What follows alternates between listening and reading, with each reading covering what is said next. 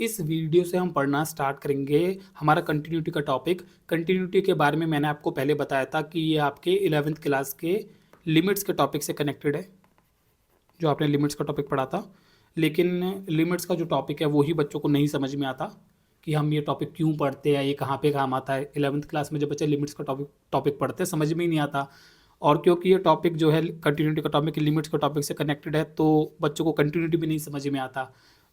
तो यहाँ पे मैं क्या कर रहा हूँ, पहले तो लिमिट्स का टॉपिक आपको रिकॉल करवा रहा हूँ। 11th क्लास में आपने क्या पढ़ा था लिमिट्स के अंदर, और ट्राई करूँगा कि आपको समझ में आए कि लिमिट्स हम क्यों पढ़ते हैं, वो मैं समझाने का कोशिश करूँगा यहाँ पे, ठीक है ना। 15-20 मिनट मेरे को लगेंगे समझाने में, वो पहले मैं वो समझा दूँ, उसके बाद हम कंटिन्यूटी पे बात करेंगे, ठीक ना। लिमिट्स के अंदर जो आपने पढ़ा था 11th क्लास के अंदर बातें, वो यहाँ पे काम आएगी कंटिन्यूटी के अंदर, तो रिकॉल तो करना ही पड़ेगा, ठीक है ना। जैसे मैंने आपको डिफरेंशियबिलिटी जब पढ़ाया तो मैंने डेरिवेटिव जो आपने 11th क्लास में पढ़ा था उसकी बातें रिकॉल करवाई, फॉर्मूला वगैरह उसका रिकॉल करवाया था। फिर हम जब डिफरेंशियबिलिटी का क्वेश्चन कर रहे थे वहाँ पे उसका फॉर्मूला काम भी आ रहा था। तो लिमिट्स के अंदर जो आपने फॉर्मूलाज वगैरह जो भी चीज़ें पढ़ी है वो समझो कंटिन्यूटी के अंदर काम आएगी। तो लिमिट्स आपको रिकॉल करना ही पड़ता है 11th क्लास का, ठीक है ना। तो लिमिट्स के अंदर आपने क्या पढ़ा है, आपने पढ़ा है कि हमारे को कोई फंक्शन दे दिया जाता है, जैसे f(x) = x+1 एक फंक्शन दे देंगे, ठीक है ना। और उसके हमारे को ऐसे कहते हैं लिमिट्स निकाल के दिखाओ। जैसे फंक्शन दे रखा है f(x), इसकी x अप्रोचेस टू ऐसे बोल देगा, ठीक है ना। इसको आप ऐसे लिख सकते हो कि लिमिट ऑफ ये फंक्शन है x+1, इसके बारे में कहा जा रहा है x अप्रोचेस टू, इसकी लिमिट्स निकाल के दिखाना है, ठीक है ना। ये जब हमारे को कहा जाता है कि लिमिट निकाल के दिखाओ x अप्रोचेस टू, उसका क्या मतलब होता है। इसका मतलब होता है कि जब x 2 को अप्रोच करेगा तो फंक्शन कहाँ अप्रोच करेगा, ये इसका मतलब होता है, ठीक है ना। ग्राफिकली अगर हम बात करें, जैसे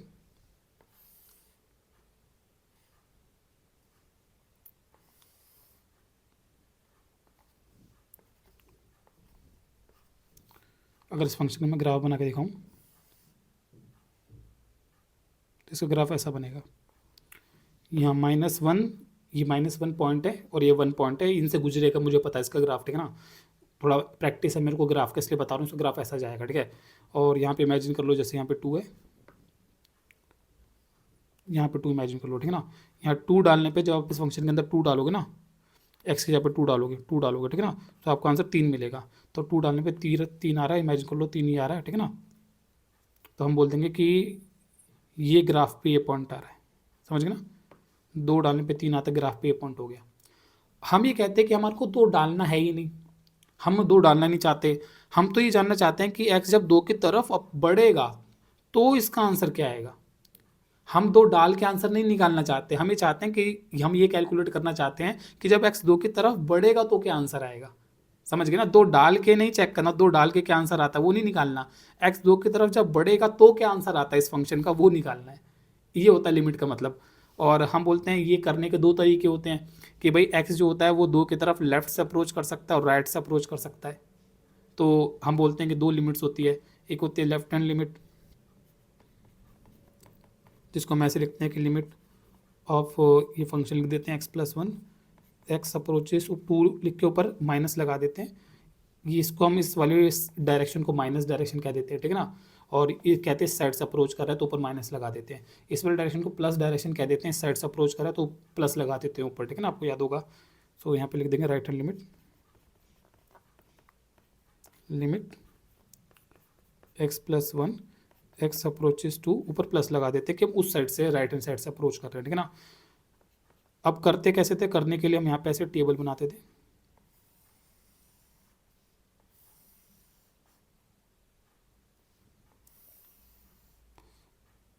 और यहाँ पे ऐसे x लिख देते थे, यहाँ पे f(x) लिख देते थे, ठीक है ना। फिर हम करते थे कि 2 की तरफ अप्रोच करते थे लेफ्ट हैंड साइड से। सो जैसे पहले यहाँ पे ये 0 डाल दिया, ठीक है ना, 0 डाल देते, तो लेफ्ट से अप्रोच करना है, ठीक है ना, तो लेफ्ट से धीरे धीरे 2 की तरफ बढ़ना है, तो 0 डालना है, फिर 1 डालेंगे, ठीक है ना, फिर से 1.5 डाल देंगे, फिर 1.75 डाल देंगे, फिर 1.9, फिर 1.99, 2 की तरफ धीरे धीरे बढ़ना है। और फिर देखना है कि फंक्शन के आंसर्स क्या आते हैं, ठीक है ना। और इसमें डालनी है फंक्शन, इसके अंदर वैल्यू डाल डाल के निकालना है। तो जब मैं एक्स के अंदर 0 डालूंगा तो फंक्शन का आंसर आएगा 1। 0 डाला तो एक्स 0 डाला तो फंक्शन का आंसर 1 आया, ठीक है। फिर 1 डालूंगा तो आंसर आएगा 2, समझ गए ना। ये तो बहुत आसान फंक्शन है। तो फिर मैं 1.5 डालूंगा, ठीक है ना, धीरे धीरे मैं 2 की तरफ बढ़े जा रहा हूँ, ठीक है ना। 0 डाला, 1 डाला, 1.5, आज समझ में आता है आपको, ठीक है ना, आगे बढ़ते जा रहा हूँ। 1.5 डाला, 2.5 आंसर आएगा, ठीक है ना। फिर मैं डालूंगा 1.75, तो आंसर आएगा 2.75, ठीक है ना। फिर मैं डालूंगा 1.9 और क्लोज आ गया तो 2.9 आ जाएगा आंसर। फिर मैं डालूंगा 1.99, आंसर आ जाएगा 2.99। और भी क्लोज जा सकते हो, लेकिन हम इतना क्लोज आके हम कह देते हैं कि भाई देखो हमने यहाँ पे पाया है जैसे x 2 की तरफ अप्रोच करता है, x जो है वो 2 की तरफ अप्रोच कर रहा है, 2 की तरफ अप्रोच कर रहा है, ठीक है ना। तो मेरे जो फंक्शन एफ ऑफ एक्स का जो आंसर है वो हम देख रहे हैं कि वो 2.9 2.99 वो 3 की तरफ अप्रोच कर रहा है, उसका आंसर 3 की तरफ अप्रोच कर रहा है। समझ गए ना। आई आपको समझ में आ रहा होगा, जिसको हम ग्राफिकली भी ऑब्जर्व कर पाते हैं कि हमने जो ग्राफ बना रखा है उसके अंदर हम ये देख पाते हैं कि एक्स जब 2 की तरफ अप्रोच कर तो ग्राफिकली हम देख पा रहे हैं कि वो जो पॉइंट 3 है वो 3 की तरफ ही अप्रोच कर रहा है। ग्राफ के लिए हम देख पा रहे हैं कि हाँ वो 3 की तरफ ही अप्रोच कर रही है वैल्यूज। आई आपको समझ में आ रहा होगा, ठीक है ना। लेकिन ग्राफ बनता कैसे, पहले ये बात बताओ। ग्राफ तो ये वैल्यूज होगी नहीं, वैल्यूज को तो आपने प्लॉट करा होगा तभी तो ग्राफ बनता है। कई बच्चे कहते हैं कि सर आप ग्राफ से सीधा बता दो ना, देखो x2 की तरफ अप्रोच कर रहा है तो वो 3 की तरफ अप्रोच कर, सीधा ग्राफ से बता दो। अरे ये वैल्यूज़ आपने निकाली होगी, वैल्यूज़ ही तो आपने ऐसे ऐसे करके प्लॉट करी होगी, उसके बाद तो ग्राफ बनता है। आई होप मेरी बात आपको समझ आई। वैल्यूज़ आप x की और एफ ऑफ एक्स की निकालते हो, उसको ग्राफ पे प्लॉट करते हो ना, ये x है, इसको एफ ऑफ एक्स कह दो, ठीक है ना। जैसे फंक्शन को y equal to x plus one कह देते हैं या f of x equal to x plus one कह देते हैं, तो जैसे y कह दो एफ ऑफ एक्स कह दो, तो आपने ये वैल्यूज़ निकाली होगी एक्स की और एफ ऑफ एक्स की, फिर इनको यहाँ पे ऐसे करके इस एक्स पे एफ ऑफ एक्स आया, इस एक्स पे एफ ऑफ एक्स आया, इस एक्स पे एफ ऑफ एक्स आया, उनको प्लॉट करा होगा ग्राफ में, तब जाके ग्राफ बनता है। तो समझो एक्चुअल में आंसर टेबल से ही निकलते हैं, टेबल से आप ग्राफ बाद में बना सकते हो और फिर आप ग्राफ से चाहो तो आंसर बता सकते हो, लेकिन मेन चीज़ टेबल ही होती है। कई बच्चे कहते हैं सीधा ग्राफ से आंसर बता दो, लेकिन ग्राफ आता कहाँ से है, ग्राफ टेबल से ही आता है। तो इसलिए मेन चीज़ होती है टेबल, टेबल से आपको आंसर बतानी होती है। आई होप आपको बात समझ में आ रहा होगा, ठीक है ना। तो इसलिए मेन चीज़ टेबल होती है, आपको ये चीज़ ध्यान रखना है, ठीक है। तो हम यहाँ पे कहते हैं कि भाई देखो जैसे एक्स 2 की तरफ अप्रोच कर रहा है, एक्स 2 की तरफ अप्रोच कर रहा है, तो फंक्शन का वैल्यू 2.9 2.99, फंक्शन का वैल्यू इस फंक्शन का वैल्यू 3 की तरफ बढ़ रहा है, ठीक है ना। एक्स 2 की तरफ बढ़ रहा है लेफ्ट हैंड साइड से, तो फंक्शन का वैल्यू 3 की तरफ बढ़ रहा है, तो बोलेंगे as x approaches 2 from left hand side the function का वैल्यू अप्रोचेस टू 3, ठीक है ना। ऐसे हम राइट हैंड साइड से अप्रोच करते हैं, राइट साइड से आप अप्रोच करो, थोड़ा बड़ा कर दे रहा हूँ उसको यहाँ पे थोड़ा सा, यहाँ पे हम बोलेंगे जैसे एग्जाम्पल के लिए मैं डाल दे रहा हूँ से 4 डाला पहले, 4 डालने पर आंसर आएगा 5, फिर मैं डालूंगा 3, ठीक है ना। तो आंसर आएगा, क्या कर रहा हूँ इस तरह के दिमाग लगा रहा हूँ, 4 आएगा, ठीक है ना। फिर आएगा, फिर और क्लोज आऊँगा तो 2.5, समझ गए ना। पहले 4 डाला, फिर 3 डाला, फिर 2.5, फिर 2.25 डालूंगा, फिर 2.1 डालूंगा, 2.01 डालूंगा, ठीक है। धीरे धीरे क्लोज आ रहा हूँ, तो आ जाएगा 3.5, 2.25, सो 3.25, फिर 2.1, 3.1, फिर 2.01, सीधा 3.01। सो हमें कहते हैं कि भाई देखो as x approaches 2 from the right hand side, जैसे एक्स 2 की तरफ अप्रोच कर रहा है राइट हैंड साइड से, ठीक है ना। तो जो फंक्शन का आंसर है, इस फंक्शन का आंसर वो देखो वो भी 3.1 3.01, वो अगेन 3 की तरफ अप्रोच कर रहा है। सो हम कहते हैं जो फंक्शन का as x approaches to from the right hand side the function का आंसर अप्रोचेस टू 3, तो हम उसको 3 कहते थे। समझ गए ना। जब ऐसा होता है कि लेफ्ट हैंड लिमिट और राइट हैंड लिमिट दोनों का आंसर सेम आता है तो हम कहते हैं लिमिट एग्जिस्ट करती है, और अगर ऐसा होता है कि left hand limit right hand limit का आंसर सेम नहीं आता तो हम कहते हैं लिमिट एग्जिस्ट नहीं करता। जब लेफ्ट हैंड लिमिट और राइट हैंड लिमिट का आंसर सेम आता है, जो कि हमारा आ रहा है, तो हम कहते हैं लिमिट एग्जिस्ट करती है। और जब ऐसा होता है कि लेफ्ट हैंड लिमिट का आंसर सेम नहीं आता राइट हैंड लिमिट से, तो हम कहते हैं लिमिट डजंट एग्जिस्ट। ये भी हम करते थे, आपको याद होगा, ठीक है ना।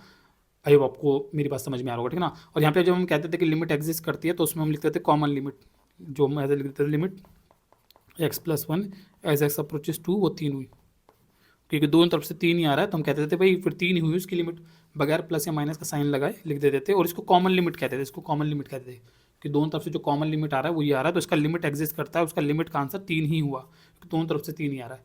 और जब नहीं आता था तो मना करता है, लिमिट डजंट एग्जिस्ट। अब पॉइंट ये बनता है कि ये आप ये कर क्यों रहे हो, ये क्लोज अप्रोच करके वैल्यूज़ निकालना ये क्यों किया जा रहा है, ठीक है ना। तो इसको समझने के लिए आप एक एग्जांपल से समझ सकते हो। जैसे यहाँ पे मैं एक एग्जांपल ले रहा हूँ, कंसीडर, इमेजिन करो कि ये कोई कार है, ये कार का डिस्टेंस टाइम फंक्शन है, एक्स यहाँ पे टाइम है, वाई यहाँ पे डिस्टेंस है। हम इस कार का डिस्टेंस पता लगा सकते हैं अलग अलग टाइम पे। अगर मैं आपसे पूछता हूँ जरा बताओ कि t=0 पे इस कार ने कितना डिस्टेंस कवर कर लिया होगा, तो वहाँ पे आप 0 डाल के पता लगा सकते हो, आपका डिस्टेंस निकल के आएगा 2। अब कई बच्चे कहते हैं जीरो टाइम पे डिस्टेंस टू कैसे कवर कर लिया, पहले तो ये बताओ। तो इसको ऐसे इमेजिन कर सकते हो आप कि यहाँ पे कोई पेड़ है जैसे, ठीक है ना, और मैं पेड़ से दूरी कैलकुलेट कर रहा हूँ। मैं कार की जो दूरी कैलकुलेट कर रहा हूँ कि कार कितना चल गई है, मैं पेड़ से कैलकुलेट कर रहा हूँ। कार चल रही है और मैं देख रहा हूँ पेड़ से कितना चल गई है, पेड़ से कितना दूरी कवर कर लिया कार ने, ठीक है ना। पेड़ मेरा रेफरेंस पॉइंट है, उसको रेफरेंस पॉइंट कहते हैं, पर वो साइंस में कहते हैं, हम मैथ पढ़ रहे हैं, उस पर ज़्यादा ध्यान मत देना। सिंपल मैं पेड़ से दूरी कैलकुलेट कर रहा हूँ। तो मैं कह रहा हूँ कि कार जब चलना स्टार्ट हुई थी, जीरो टाइम पे जब चलना स्टार्ट ही हुई थी कार, तो ऑलरेडी वो पेड़ से 2 मीटर दूर खड़ी थी। समझ गए ना? फिर समझ गए ना इस बात को? फिर मैं आपसे पूछता हूँ, जरा बताना t=1 पे कहाँ थी कार। तो इसमें 1 डालोगे तो आपका आंसर निकल के आएगा d=3। तो ये फंक्शन आपको कह रहा है कि 0 सेकंड पे कार पेड़ से 2 मीटर दूर खड़ी थी, 1 सेकंड बाद कार पेड़ से 3 मीटर दूर खड़ी थी। समझ गया? तो ये पेड़ से दूरी बता रहा है आपको, पेड़ से कितना दूर हो जा रही है कार। समझ गए? उसका डिस्टेंस बता दे रहा है, पेड़ से कितना दूर चली जा रही है कार, कितने टाइम में। ये फंक्शन डिस्टेंस टाइम का फंक्शन है, ठीक है। लेकिन जैसे आप इस फंक्शन के अंदर t=2 पे वैल्यू कैलकुलेट करोगे, तो आपका डिस्टेंस का वैल्यू निकल के आता है 0/0, और 0/0 जो होता है वो मैथमेटिक्स के अंदर नॉट डिफाइंड होता है। और नॉट डिफाइंड का क्या मतलब होता है? नॉट डिफाइंड का मतलब होता है कोई आंसर नहीं है। नॉट डिफाइंड का मतलब होता है कोई आंसर नहीं है, हम आंसर नहीं दे सकते। आई होप आपको बात समझ में आ रहा होगा, ठीक है ना। तो मतलब ये फंक्शन आपको ये कह रहा है कि 0 सेकंड पे मैं बता सकता हूँ कार पेड़ से कितनी दूर खड़ी होगी, 1 सेकंड बाद भी मैं आपको बता सकता हूँ कार पेड़ से कितनी दूर खड़ी होगी। कह रहा है मैं 2 सेकंड बाद नहीं बता सकता, वो कह रहा है नॉट डिफाइंड है, मैं नहीं बता सकता कार पेड़ से कितनी दूर खड़ी होगी। लेकिन अगर आप लॉजिक लगाओगे तो लॉजिकली आप बोलोगे कि यार 1 सेकंड बाद कार, 0 सेकंड बाद कार पेड़ से 2 मीटर दूर खड़ी है, 1 सेकंड बाद कार पेड़ से 3 मीटर दूर खड़ी है, 2 सेकंड बाद भी तो कहीं खड़ी होगी ना, 2 सेकंड बाद भी तो कार कहीं खड़ी होगी, पेड़ से कुछ दूरी पे तो खड़ी होगी। ये क्या बात हुई नॉट डिफाइंड, कहीं कार खड़ी ही नहीं होगी, कहीं पे आंसर ही नहीं है कुछ, ये क्या बात हुई। तो हम ये कहते हैं कि नहीं यार, यहाँ पे आप कुछ तो आंसर होगा, 2 सेकंड पे कुछ तो आंसर होगा, कहीं तो खड़ी होगी कार, पेड़ से कुछ दूरी पे खड़ी होगी। मैथमेटिक्स आंसर नहीं दे पा रहा है, मैथमेटिक्स 0/0 होकर नॉट डिफाइंड हो जा रहा है। नॉर्मल मैथमेटिक्स इसको हम कहते हैं, जो नॉर्मल मैथमेटिक्स है, किसी हमने 2 डाल के आंसर निकालने का चेक करा है, तो नॉर्मल मैथमेटिक्स से हमारा आंसर नहीं निकल पा रहा है। लेकिन हमारा लॉजिक हम आपको कहता है कि नहीं आंसर तो है, कार 2 सेकंड बाद कहीं तो खड़ी होगी, पेड़ से कुछ दूरी पर खड़ी होगी, तो आंसर है, पर नॉर्मल मैथमेटिक्स से नहीं निकल के आ पा रहा है। तो फिर आंसर है क्या, निकाले कैसे उस आंसर को। तो ऐसी सिचुएशंस में हम लिमिट्स के मैथमेटिक्स का हेल्प लेते हैं। लिमिट्स का मैथमेटिक्स ऐसी प्रॉब्लम्स के लिए बनाया गया था कि जहाँ पे एक आंसर एग्जिस्ट करता है, पर वो आंसर नॉर्मल मैथमेटिक्स से नहीं निकाला जा सकता, कि सीधा 2 डाल के वो आंसर नहीं निकाल जा सकता। समझ गए ना, कि यहाँ पे मैं सीधा 2 डाल रहा हूँ तो मेरा आंसर आ रहा है कि नॉट डिफाइंड, कि कार का 2 सेकंड पे कार कहाँ होगी, मैथमेटिक्स कह रहा है नॉट डिफाइंड, हम नहीं बता सकते। लेकिन हमारा लॉजिक हम आपको कह रहा है कि नहीं कार कहीं तो खड़ी होगी, 2 सेकंड बाद कुछ दूरी पे तो खड़ी होगी पेड़ से, तो आंसर है, पर नॉर्मल मैथमेटिक्स नहीं दे पा रहा। तो वो आंसर्स निकालने के लिए हम लिमिट्स के मैथमेटिक्स का हेल्प लेते हैं।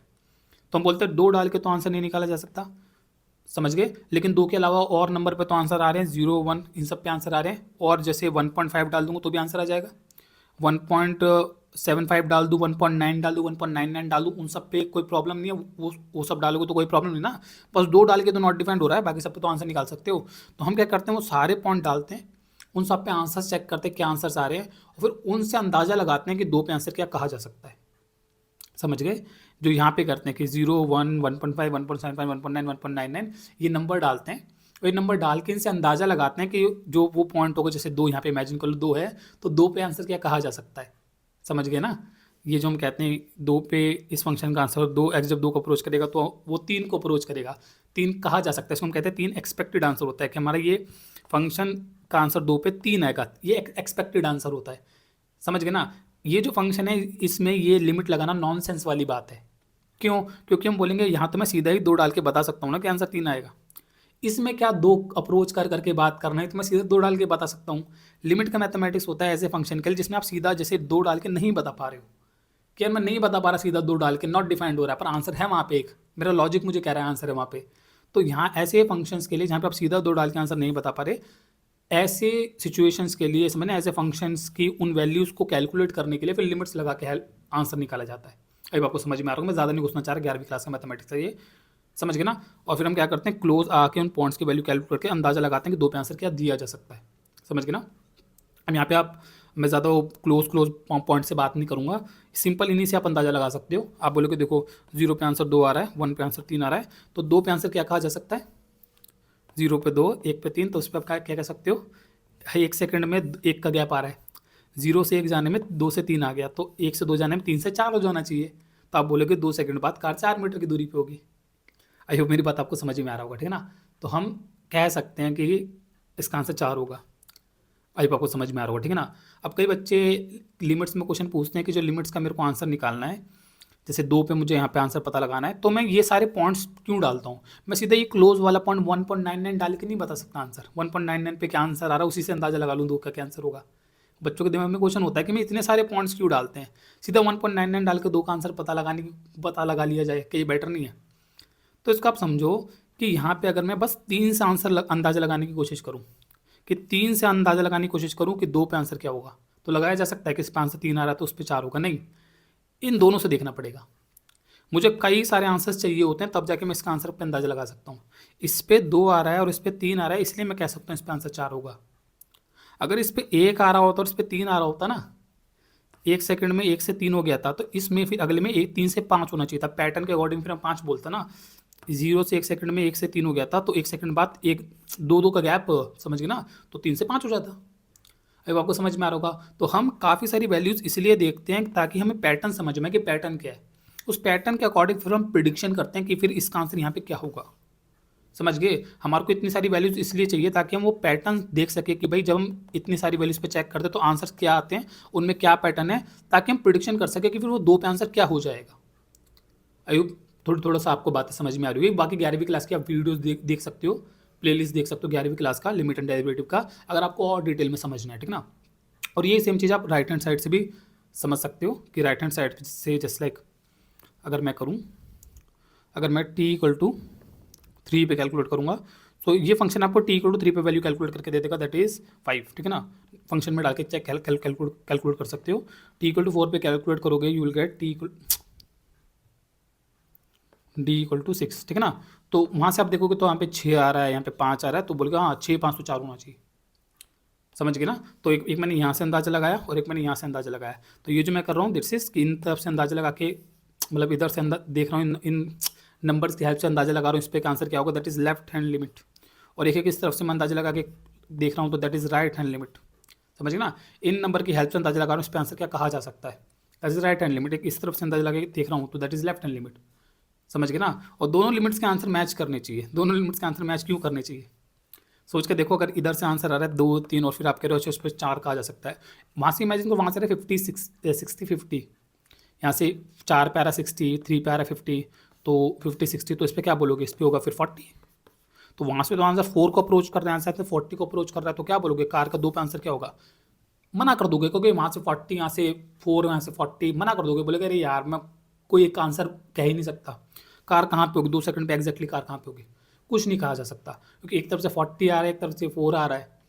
दैट्स वाई दोनों लिमिट्स का मैच करना जरूरी है। दोनों तरफ से आंसर 4 ही आ रहा है, हाँ तो पक्का फिर कार 2 सेकंड पे 4 मीटर दूर ही खड़ी होगी। तो दोनों लिमिट्स का मैच करना इसलिए ज़रूरी है। नहीं मैच करता तो इसलिए हम उसको मना करते हैं, एग्जिस्ट नहीं करता फिर, क्योंकि फिर कह ही नहीं सकते कार 2 सेकंड बाद कहाँ खड़ी होगी, फिर उसका कोई आंसर नहीं कहा जा सकता। अयुब थोड़ा सा आपको समझ में आ रहा होगा, ठीक है ना। ये लिमिट्स का मैथमेटिक्स इसलिए हम पढ़ते हैं, ये लॉजिकल रीज़न है कि हम क्यों पढ़ते हैं लिमिट्स का मैथमेटिक्स, ठीक है ना। ठीक है, मोटा मोटा लिमिट्स को हल्का सा समराइज़ कर लो। मैंने क्या बोला कि लिमिट्स के मैथमेटिक्स हम क्यों पढ़ते हैं, ये जो लेफ्ट राइट अप्रोच करके किसी पॉइंट पे वैल्यूज़ दोगे, क्लोज अप्रोच करना क्यों पढ़ते हैं, क्योंकि कई बार ऐसे फंक्शंस होते हैं जिनमें किसी पर्टिकुलर पॉइंट पे वैल्यू हम निकाल ही नहीं पाते, 2 डाल के सीधा आंसर निकलता ही नहीं है, तो इसलिए हमारे को लेफ्ट राइट से अप्रोच करके उस पॉइंट्स पे आंसर्स निकालने पड़ते हैं, क्योंकि हम बोलते हैं आंसर तो कुछ है, अब कार 2 सेकंड बाद कहीं तो खड़ी होगी, ठीक है ना। तो इसलिए हमारे को लिमिट्स का मैथमेटिक्स बनाया गया, क्योंकि भाई उसको आंसर तो कुछ एग्जिस्ट करता है, अब सीधा 2 डाल के तो नहीं निकाल जा सकता, तो कैसे निकाल जाए, तो हमने अप्रोच करके आंसर निकालने का एक तरीका निकाला, वो लिमिट्स है, ठीक है ना। फंक्शन अगर मैं ग्राफ बनाता हूँ, फंक्शन ग्राफ ऐसे बनेगा, इसको इसका ग्राफ बनाता हूँ, ग्राफ ऐसे जाएगा,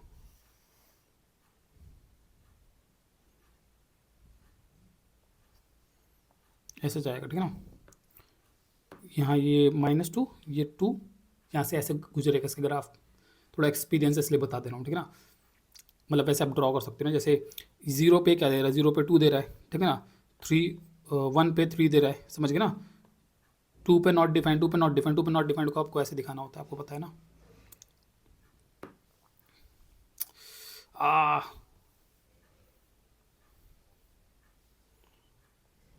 ये 2 पे नॉट डिफाइंड ऐसे खाली छोड़ते हैं, देखा ना, 2 पे नॉट डिफाइंड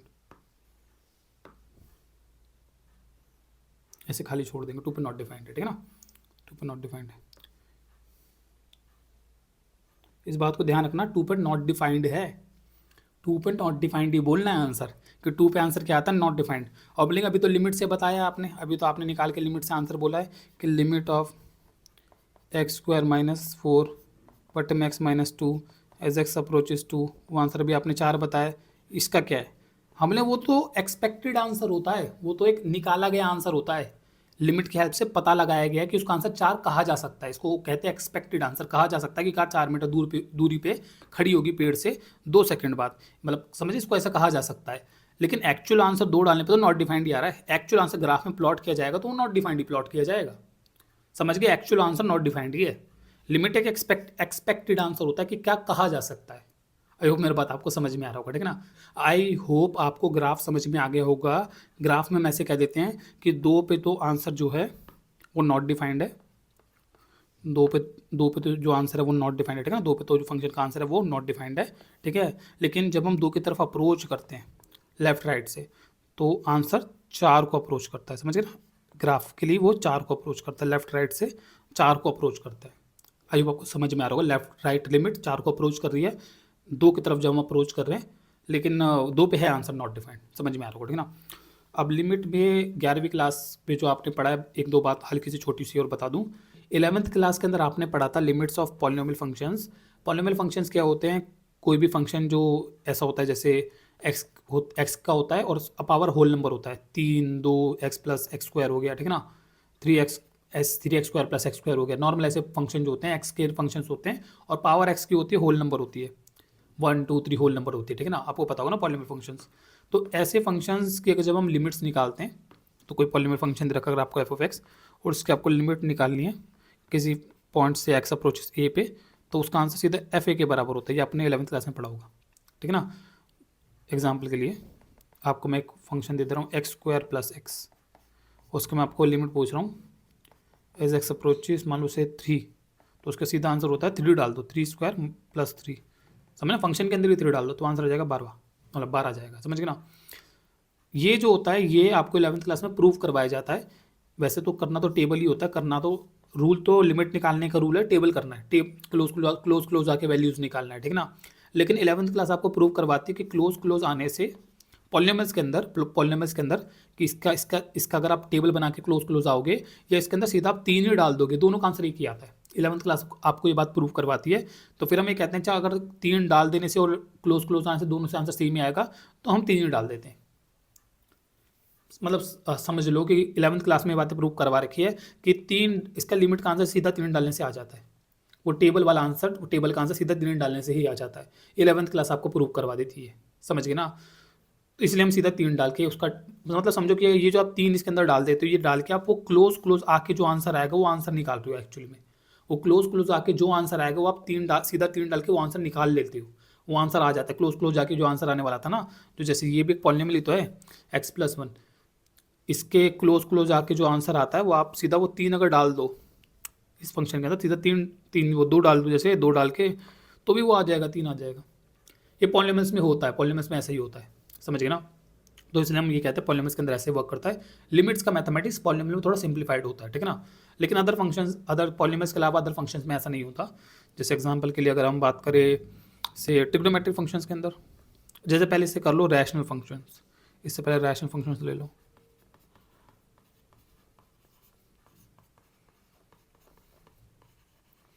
रैशनल फंक्शन अगर हम बात करें, रैशनल फंक्शंस कौन से होते हैं, तो जो फंक्शन को f(x) फंक्शन दे रखा है, 2 बट्टे वाले फंक्शन होते हैं h(x) बट्टे में g(x), और ऊपर नीचे जो फंक्शन है पॉलिनोमियल फंक्शन होते हैं, इनको रैशनल फंक्शन कहते हैं। ये मैंने इनको करवाया, ठीक है ना, पहले भी।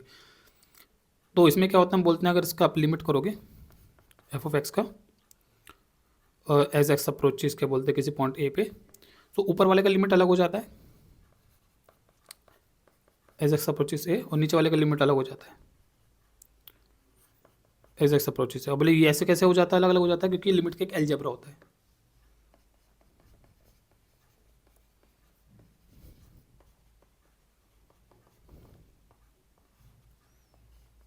लिमिट का अलजेब्रा होता है, वो ये कहता है कि अगर 2 फंक्शन आपको f(x) प्लस में g(x) दे रखें और उसका आप लिमिट निकाल रहे हो इसी पॉइंट x अप्रोचेस a पे, तो आप अलग अलग लिमिट निकाल सकते हो f(x) का, और जी ऑफ एक्स का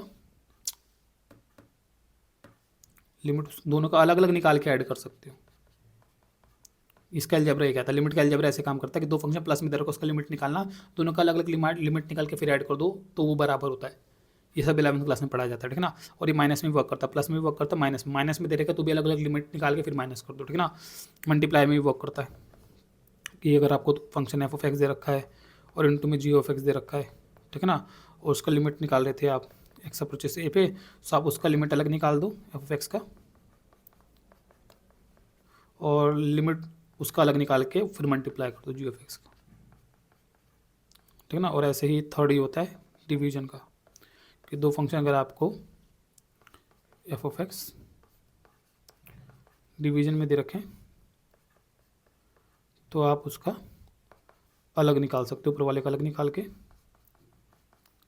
एक्स अप्रोचेस ए, और नीचे का जी ऑफ एक्स का अलग निकाल सकते हो लिमिट एक्स अप्रोचेस, और फिर उसको डिवाइड कर दो। समझ गए, बराबर होता है, मतलब लिमिट का अलजेब्रा आपको 11वीं क्लास में सिखाया जाता है। और हम ये थर्ड वाली अलजेब्रा के रूल का इस्तेमाल करके हम रैशनल फंक्शंस के अंदर ये कह देते हैं कि अगर वो बट्टे वाला एक फंक्शन है और उसका मैं लिमिट निकाल रहा हूँ तो ऊपर वाले का अलग हो जाएगा, नीचे वाले का अलग हो जाएगा, बट्टे वाले का, समझना। इस पूरे का लिमिट निकाल रहा हूँ एक तरीके से मैं ये कर रहा हूँ कि मैं लिमिट निकाल रहा हूँ एच ऑफ एक्स बट्टे में जी ऑफ एक्स का एज एक्स अप्रोच से। और इस रूल का इस्तेमाल करके मैं बोलूँगा, वो तो कहता कोई से भी दो फंक्शन हो वो अलग अलग हो जाएगा, तो ये दो कोई फंक्शन है तो वो हो जाएंगे अलग अलग, ऊपर वाले का लिमिट अलग हो जाएगा एज एक्स अप्रोच से, और नीचे वाले का अलग हो जाएगा एज एक्स अप्रोच से। फिर हमें कहते हैं कि भाई ऊपर तो एक पॉलिनोमियल है और पॉलिनोमियल में सीधा रूल ही होता है कि सीधा ए डाल देना होता है, तो फिर हम ए डाल देते हैं एच ए और जी ए, ये रूल होता है, ठीक है ना। इसके आगे भी कैलकुलेशंस होती है रैशनल्स के अंदर, पर 11वीं क्लास में उसके क्वेश्चंस आते हैं, वो 11वीं क्लास की बातें हैं, उस पर भी ज़्यादा नहीं पूछना, पर अभी फिलहाल के रैशनल में इतना बात करो, ये होता है, ठीक है ना। आगे बढ़े तो आपको करना है ट्रिग्नोमेट्री।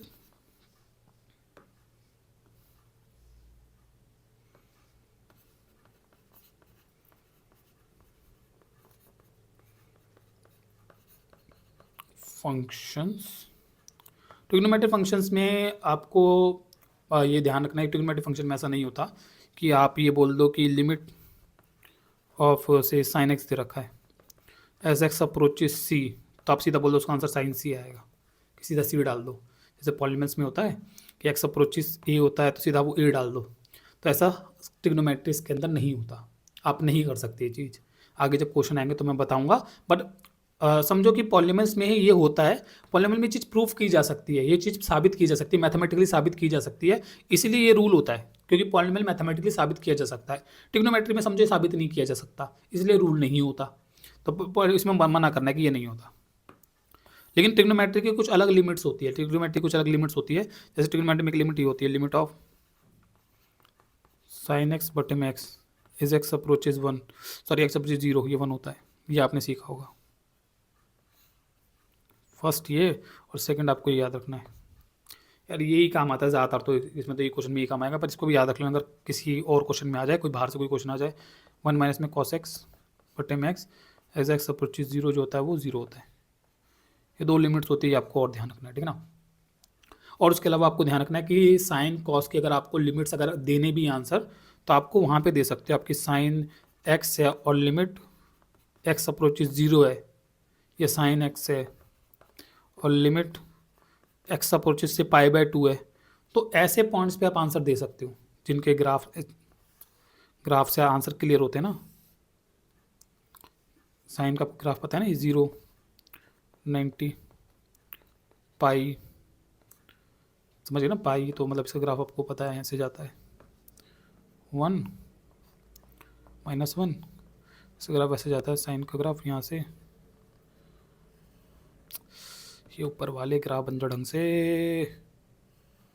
ऐसा कुछ ग्राफ इसका जाता है। तो हम कहते हैं कि हम हर किसी को पता होता है कि साइन फंक्शन का ग्राफ जो होता है वो जीरो पे ज़ीरो आता है उसका आंसर, मतलब जब एक्स जीरो को अप्रोच करेगा तो उसका ग्राफ जीरो को अप्रोच करता है, तो इसलिए इसकी लिमिट का आंसर जीरो दिया जा सकता है। और साइन एक्स का ग्राफ जब एक्स पाई बाय टू को अप्रोच करता है, एक्स पाई बाय टू को अप्रोच करता है, तो उसका ग्राफ वन को अप्रोच करता है, वन को अप्रोच करता है। तो कुछ पॉइंट्स हैं जिनके आंसर क्लियर होते हैं, तो उनके बस आपको आंसर दे सकते हो आप, बाकी और किसी के नहीं दे सकते। साइन जब एक्स पाई को अप्रोच करता है तो उसका ग्राफ जो होता है वो या ऐसे और आगे जाएगा। तो जब साइन का फंक्शन एक्स को अप्रोच करता है तो ग्राफ जीरो को अप्रोच करता है। जीरो समझ ना, ये पॉइंट जीरो वाई में जीरो हो गया ना, ये है ना, वाई में ये पॉइंट जीरो हो गया ना, जीरो, तो ये जीरो हो गया। तो जब एक्स पाई को अप्रोच करता है तो वो फंक्शन जीरो को अप्रोच करता है, इसको हम ऐसे कह देते हैं। अभी आपको बात समझ में आ रहा होगा। तो कुछ point zero, pi by to, pi, in points पे हम थोड़ा बहुत बस कह सकते हैं। ये भी मतलब समझो ज़्यादा इसमें भी नहीं, वो ज़्यादा तो जीरो पे ही अलाउड करवा देता है बस। पर लेकिन एक आधा पॉइंट है, मतलब मैंने जो आपको ऊपर बोला कि आप ये नहीं कह सकते कि sine x as limit x approaches c, उसको आपको साइन सी नहीं बोलना होता कि कोई भी पॉइंट सी है, कोई सा भी यहाँ किसी पॉइंट सी पे, मैंने यहाँ पे कोई पॉइंट ले लूँ तो इसमें किसी भी पॉइंट पे आप बोल दो, नहीं, आपको कुछ स्पेसिफिक पॉइंट जैसे 0, 90, पाई, इन सब पॉइंट्स के लिए बस बोलना होता है कि इन सब पॉइंट्स का आपको वैल्यू बहुत क्लियर होता है। और इनका वैल्यू क्यों क्लियर होता है? क्योंकि यूनिट सर्कल से क्लियर होता है। और उतनी चीज़ों में नहीं जाना, बस आपको ध्यान रखना है कि हम साइन की एक तो ये और कॉस के लिमिट्स होती है हमारे पास, बस, ठीक है ना। और साइन के बारे में या फिर कॉस के बारे में, कॉस के साथ भी आप ऐसा कर सकते हो कि कॉस एक्स के लिए अगर लिखा हुआ है कि limits of x approach is zero लिखा हुआ है, तो कॉस एक्स का जो ग्राफ होता है, जैसे ये 1 है, ये -1 है, ठीक है ना, ये 0 है, ये पाई बाय 2 है, ये पाई है, ठीक है ना। तो कॉस एक्स का जो ग्राफ होता है वैसे जाता है। अरे यार कितना बेकार बन रहा ग्राफ, ठीक है, ये ऐसे करके जाता है, फिर यहाँ पे ये -1 तक जाता है, ऐसे करके जाता है। मतलब तो इसमें हमें कहते हैं कि भाई जैसे एक्स जीरो को अप्रोच करता है वैसे जाएगा, ठीक है ना। तो हम बोलते हैं इसमें जैसे एक्स जीरो को अप्रोच करता है तो ग्राफ जो होता है 1 को अप्रोच करता है। तो इसमें आप ये कह सकते हो कि हाँ देखो यहाँ पे ये 1 आता है इसका आंसर। अभी आपको समझ में आ रहा होगा। तो कुछ स्पेसिफिक पॉइंट्स में मतलब 0, 90, पाई, 0, 90 पाई, इन्हीं पे आप कॉस और साइन की वैल्यूज की लिमिट्स कह सकते हो कि इनकी आपको आती है। बाकी और किसी पॉइंट पे आपको मना करना है, किसी और पॉइंट सी पे बोल दे तो उस पर मना करना, उसका सी का आप कौन सा सीधा नहीं बोलना कि भाई limit of cos x as x approaches c, उसका आंसर कॉस सी आएगा, बस आएगा कॉस सी ही, आएगा कॉस सी ही, लेकिन मना करना है आपको, बोलना नहीं सीधा नहीं दिया जा सकता, मना करना है। हाँ अगर वो बोल दे कि भाई limit of cos x as x approaches zero, हाँ उसका आंसर आपको बोलना, उसका आंसर तो मुझे पता बनाएगा क्योंकि वो ग्राफिकली आपको आता है। Limit of sine x as x approaches pi by two, हाँ बोलना उसका आंसर तो मुझे पता है, cos x as x approaches pi by two, उसका आंसर 1 आएगा।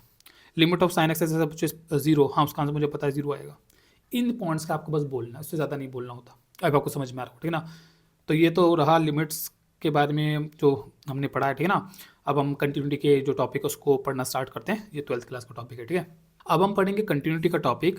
कंटिन्यूटी का टॉपिक को समझने के लिए आप एक एग्जांपल से समझ सकते हो। एग्जांपल के लिए यहाँ पे मैं 2 फंक्शन ले रहा हूँ। एक फंक्शन ले लो f of x equal to x plus 1, और एक दूसरा फंक्शन यहाँ पे जैसे मैं ले रहा हूँ जो किताब ने ले रखा है, वो वाला फंक्शन ले लेता हूँ। किताब ने फंक्शन ले रखा है f of x equal to, ये फंक्शन ले रखा है 1 and 2 कैरिए if x is less than equal to 0।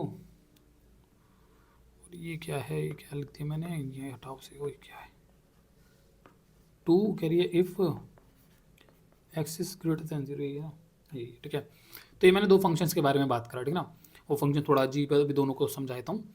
तो ये तो फंक्शन आपको समझ में आ रहा है कि फंक्शन है एक्स प्लस 1, तो आप डिफरेंट एक्स की वैल्यूज डालोगे, इसको y equal to x plus 1 क्या दो फंक्शन को, ठीक है ना। तो x की वैल्यू डालोगे फंक्शन की, आपको कुछ y वैल्यूज समझे, x की कुछ वैल्यू के लिए y का कुछ आंसर आएगा। 1 डालोगे तो जैसे 2 मिलेगा, 2 डालोगे तो 3 मिलेगा, 3 डालोगे तो 4 मिलेगा, ठीक है ना। इसका आप ग्राफ भी बना सकते हो, इसका हमने पीछे ग्राफ बनाया है वैसे भी, ठीक है ना।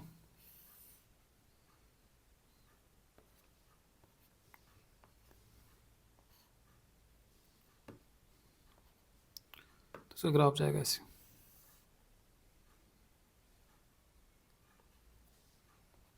तो यहाँ से ऐसे जाएगा, ठीक है ना। और ये जो दूसरा फंक्शन है इसके बारे में अगर मैं बात करूँ तो ये फंक्शन बेसिकली कह रहा है, फंक्शन है, इसको मैं ग्राफिकली समझाता हूँ आपको अगेन। फंक्शन कह रहा है f of x equal to 1 है और f of x equal to 2 है। फंक्शन दो फंक्शन है, ये याद है मैंने आपको मॉड फंक्शन करवाया था। मॉड फंक्शन होता है जो अपना बिहेवियर चेंज करता है, तो ये वैसे ही अपना बिहेवियर चेंज कर रहा है। ये कह रहा है कि मैं f of x equal to 1 रहूँगा जब एक्स की value less than equal to 0 होगा, तो यहाँ से इधर के लिए कह रहा है मैं 1 की तरह बिहेव करूँगा और मैं इधर के लिए 2 की तरह बिहेव करूँगा। अब आपको समझ में आ रहा होगा, ठीक है ना। हाँ समझ गए ना। तो वो कह रहा है कि इधर मैं 1 की तरह बिहेव करूँगा, तो आप -1 -2 -3 जो भी मेरे अंदर नंबर डालोगे मैं 1 की तरह बिहेव कर रहा हूँ। अब फंक्शन अगर 1 है तो उसके अंदर आप -1 -2 -3 कुछ भी डाल लो, क्या मैं तो 1 हूँ, मैं तो 1 ही दूंगा।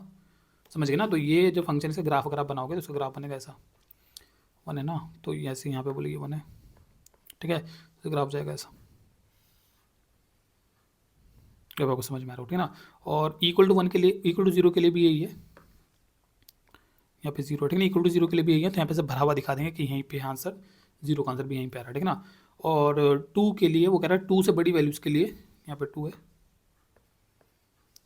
तो यहाँ पे लेकिन यहाँ पे खाली दिखाना पड़ेगा कि यहाँ पे वहाँ पे समझ खाली दिखाने का पॉइंट, और फिर बाकी इस साइड पे सारे पॉइंट के लिए 2 ही देगा, क्योंकि फंक्शन ही 2 है उस साइड पे। समझ गए ना?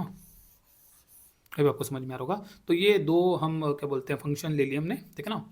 अब कंटिन्यूटी का मतलब क्या होता है? कंटिन्यूटी का सिंपल मतलब ये होता है कि जब हम किसी फंक्शन का ग्राफ बना रहे, अगर उसका ग्राफ हम बगैर पेन उठाए बना सकते हैं तो हम कहते हैं वो फंक्शन कंटिन्यूस है।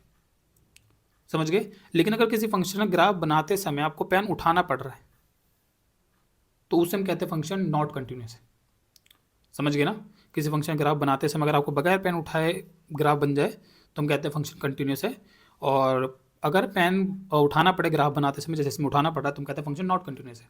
हमारे को जो दिया जाता है शुरुआत में, हमारे को जो क्वेश्चन दिया जाता है वो फंक्शन को कंटिन्यूस चेक करने को नहीं बोलता, वो बल्कि आपको बोलता है एक पॉइंट पे कंटिन्यूटी चेक करने को। वो आपको बोलेगा, जैसे यहाँ पे बोलेगा, जैसे यहाँ पे एक पॉइंट दे देगा 2 पे आपको पता है इसका आंसर आएगा 3, तो वो आपको बोलेगा कि भाई मेरे को ये चेक करके बता कि क्या ये जो फंक्शन है क्या ये 2 पे कंटिन्यूस है, ये जो फंक्शन है क्या ये 2 पे कंटिन्यूस है, ये चेक करने को बोलेगा। अब दिमाग में क्वेश्चन आता है 2 पे कंटिन्यूस है इसका क्या मतलब है, ये फंक्शन कंटिन्यूस है इसका क्या मतलब है कि इसका ग्राफ बगैर पेन उठाए बनाया जा सकता है कि नहीं, तो ये फंक्शन 2 पे कंटिन्यूस है कि नहीं, इस बात का क्या मतलब है कि इसका ग्राफ 2 पे पेन उठाए बगैर बनाया जा सकता है कि नहीं।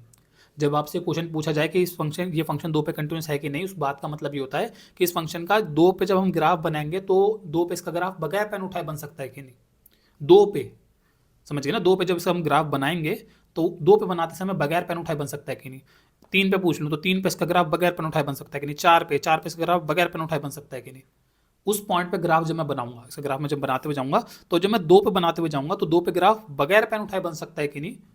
अगर 2 पे ग्राफ बगैर पेन उठाए बन सकता है तो 2 पे फंक्शन ही कंटिन्यूस है। आई आपको समझ में आ रहा है, ठीक है ना? किसी पॉइंट पे कंटिन्यूटी चेक करने का क्या मतलब होता है। अब इसे हम चेक कैसे करते हैं? इसे चेक करने का तरीका क्या होता है? इसे चेक करने का तरीका ये होता है कि हम लिमिट्स निकालते हैं।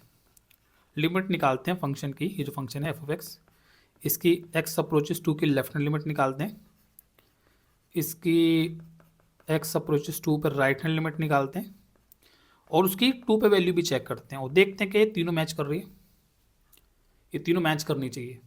अगर ये तीनों मैच करती है तो हम बोलते हैं, अगर तीनों मैच करे तो हम बोलते हैं कि हाँ वो फंक्शन उस पॉइंट पे कंटिन्यूस है। अब इसको समझो ऐसा हम क्यों करते हैं। किसी पॉइंट पे जैसे 2 पे, मैं थोड़ा जूम करके समझा रहा हूँ, अगर 2 पे मैं ग्राफ बनाते हुए जाऊँगा, क्योंकि मैं कह रहा हूँ ग्राफ बनाते हुए जाऊँगा, ग्राफ बगैर पेन उठाए बनाया जा सकता है तो फंक्शन कंटिन्यूस है।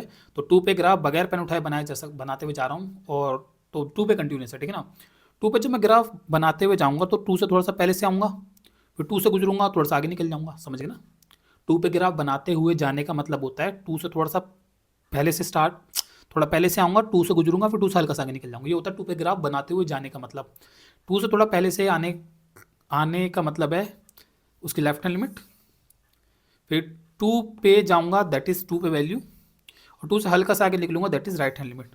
If they all are same, इन सब का आंसर अगर सेम है, इन सब का आंसर का सेम ही आ रहा है, जो आपको पता है इन तीनों का आंसर क्या आता है, इन तीनों का आंसर आपको पता है 3 ही आएगा। ये फंक्शन में पीछे कराया ना, इसका तीनों का आंसर 3 आएगा। नॉर्मल पॉलिनोमियल फंक्शन है ना, इसमें आप 2 पे अप्रोच करोगे तो 3 देगा, सीधा आप 2 डाल के निकाल दोगे, उसमें सीधा आप मतलब F2 अगर कैलकुलेट करोगे क्योंकि 2 डालना तो वो भी 3 ही आएगा। आई आपको समझ में आ रहा होगा। तो हमें बोलेंगे इसका तो मतलब left hand limit right hand limit भी 3 है, उसका फंक्शन का वैल्यू भी 3 पे 3 ही है। समझ गए? तो जिसका मतलब है जब मैं इसमें लेफ्ट पे अप्रोच करूँ फंक्शन 3 की तरफ बढ़ रहा है, और फिर इसका 2 मैंने जब इसके 2 की तरफ बढ़ रहा हूँ लेफ्ट साइड से तो फंक्शन 3 की तरफ बढ़ रहा है, ठीक है ना। और उसका 2 पे वैल्यू भी 3 है, और राइट से बढ़ रहा हूँ तो भी 3 की तरफ बढ़ रहा है। मतलब जब मैं इसका 2 की तरफ जब ग्राफ बनाते समझना, जब मैं ग्राफ 2 पे ग्राफ इसका बनाऊंगा तो थोड़ा पीछे से आऊँगा तो 3 है आंसर, 2 पे भी 3 आंसर, आगे भी 3 ही आंसर, तो पेन उठाने की फिर मतलब जरूरत ही नहीं पड़ेगी ना। अगर थोड़ा पीछे आंसर, जैसे इस फंक्शन में बात करो, इस फंक्शन में बात करो, ये जो फंक्शन है इसमें अगर आप चेक करोगे limit of x S x approaches 0 from left hand side, from left hand side क्या आएगा आंसर? तो मेरे लेफ्ट हैंड साइड से आंसर 0 के लेफ्ट साइड से अप्रोच कर रहे हो, तो 0 के लेफ्ट साइड से अप्रोच करोगे तो what you will input into the function table के अकॉर्डिंग, टेबल के अकॉर्डिंग क्या नंबर्स डालोगे 0 के लेफ्ट साइड से अगर अप्रोच कर रहे हो, ठीक है ना, टेबल के अकॉर्डिंग क्या नंबर डालोगे, तो यू विल इम्पोर्ट -1 माइनस का 0.5 ये सब नंबर डालोगे, और इसमें से कोई भी अगर आप नंबर डालोगे तो इस साइड के पूरे के लिए फंक्शन है आपका 1, ठीक है ना, तो आपको 1 में डालना पड़ेगा, और वो समझिए ना, लेफ्ट हैंड लिमिट लेफ्ट से अप्रोच करने के लिए 1 -1 माइनस 0.5 माइनस का 0.1 माइनस का 0.1 ये सब डालोगे ना, और इस साइड पर फंक्शन ये है तो आपको सारे पॉइंट इसमें डाल के निकालना पड़ेगा ना क्या आंसर्स आते हैं आप लेफ्ट से अप्रोच करने पे, तो और वो 1 तो 1 ही देगा, कुछ भी कर लो, ग्राफ तो सीधा सही है ना, वो तो कहता है मैं तो 1 ही दूंगा कुछ भी डालो मेरे अंदर, तो हम बोलेंगे आंसर आएगा 1।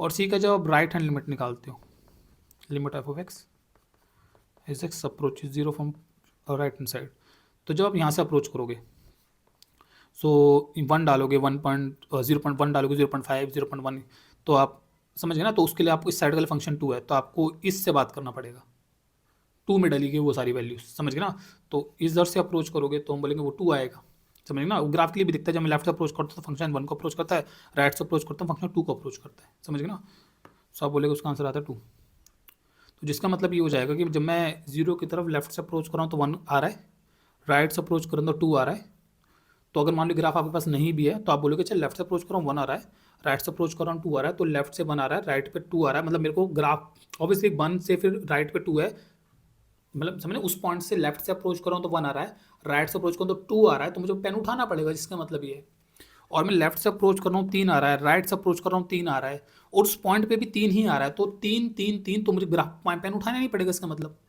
अगर तीनों वैल्यूज सेम आंसर्स देती है तो इसमें मुझे लेफ्ट से अप्रोच कर रहा हूँ 3 आ रहा है, उस पॉइंट पे भी तीनों से आगे भी 3, पेन उठाना नहीं पड़ेगा, और अगर मेरा लेफ्ट से आंसर लगा रहा है, राइट से आंसर लगा रहा है, उस पॉइंट पे भी मान लो जैसे कुछ अलग थलग कुछ भी आंसर्स आए, जैसे इसको अगर आप F1 पे कैलकुलेट करोगे ना, सॉरी F1 कह रहा हूँ F0 पे, क्योंकि 0 पे चेक करें ना अपन, तो इसका मैं 0 पे चेक कर रहा हूँ, ठीक है ना, इसका मैं 2 पे चेक कर रहा हूँ, इसका मैं 0 पे चेक कर रहा हूँ, ठीक है, तो F0 पर अगर आप चेक करोगे तो आपका आंसर आ जाएगा 1, आपको समझ में आ रहा हो, ठीक है ना, तो अगर आप 1 पे 0 पे चेक करोगे तो आंसर बनाएगा, तो मतलब लेफ्ट से जब मैं अप्रोच कर रहा हूँ तो आंसर आ रहा है 1, उस पॉइंट पे भी 1 है, ठीक है ना, 0 के लेफ्ट से अप्रोच कर रहा हूँ मेरे को 1 मिल रहा है, 0 पे भी 1 ही मिल रहा है, लेकिन उसका राइट हैंड लिमिट 2 दे रहा है, तो मतलब लेफ्ट से आ रहा हूँ तो 0, लेफ्ट से आ रहा हूँ तो मुझे अप्रोच कर रहा हूँ 0 की तो 1 मिल रहा है, उस पर भी 1 है, लेकिन राइट हैंड लिमिट 2 कह रही है, तो मतलब 1 फिर मेरे को पेन उठाना पड़ेगा, क्योंकि 1 से अगर 1 नहीं होता तो पेन नहीं उठाना पड़ेगा, समझ गए ना, अगर मैं लेफ्ट से अप्रोच कर रहा हूँ और मुझे 1 मिल रहा है, उस पॉइंट पे 1 है और आगे भी 1 ही होता मतलब पेन नहीं उठाना पड़ेगा, लेकिन अभी मेरे को 1 मिल रहा है, 1 मिल रहा है, फिर 2 मिल रहा है, राइट लिमिट कह रही 2 आएगा, तो मेरे को पेन 1 से 2 पे उठाना पड़ेगा, मतलब ठीक है ना, वो तो गैप हो गया ना 1 का, पेन उठाना पड़ेगा, लेकिन लेफ्ट से 3 राइट से 3 उस पॉइंट पे भी 3, तो मुझे पेन नहीं उठाना पड़ेगा मतलब, तो अगर आपका ऐसा होता है कि लिमिट का answer f of x x approaches some point c, वो आपके एफ सी से मैच करता है, सो ये एक इंडिकेशन होता है इस बात का दैट फंक्शन इज कंटिन्यूस, और अगर ऐसा ना हो दैट लिमिट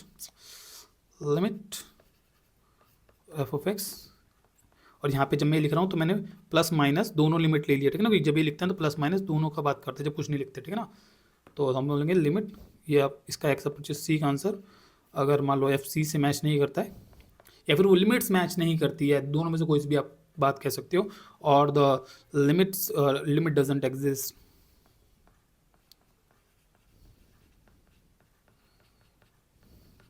तो हम इन दोनों केसेस के अंदर क्या बोलेंगे, यहाँ पे हम बोलेंगे that function is continuous at c, और यहाँ पे बोलेंगे function is not continuous at c, तो उस पॉइंट सी पे फंक्शन कंटिन्यूस है, अगर ये वाले हरकत होता है तो, और ये है तो फंक्शन कंटिन्यूस नहीं है, अब आपको समझ में आ रहा है, ठीक है ना, ये लिख के कैलकुलेट करने का तरीका होता है।